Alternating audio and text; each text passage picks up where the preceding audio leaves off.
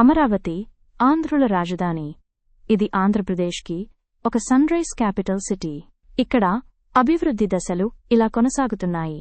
Land pooling, భూసమృద్ధి, రహదారులు, బ్రిడ్జిలు, విద్యుత్, డ్రైనేజ్, ఇంటర్నెట్ వంటి అన్ని మౌలిక వసతుల కల్పన వివిధ దశలలో శరవేగంగా పనులు జరుగుతున్నాయి.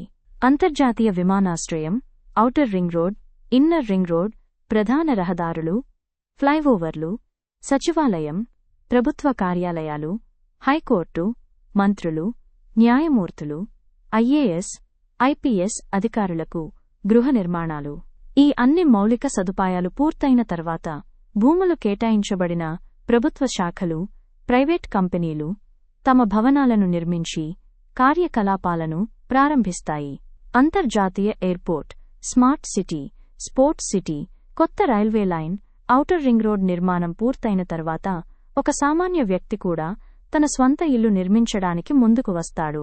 ఈ అభివృద్ధి అంతా central government, world bank, Asian development bank, హడ్కో వంటి ఆర్థిక సంస్థల ఆర్థిక సహకారంతో జరుగుతుంది. కనీసం 3 సంవత్సరాల సమయం పడుతుంది. కానీ ఒక తెలివైన ఇన్వెస్టర్గా మీరు ఇప్పుడు అమరావతిలో ప్రాపర్టీ కొనాలి.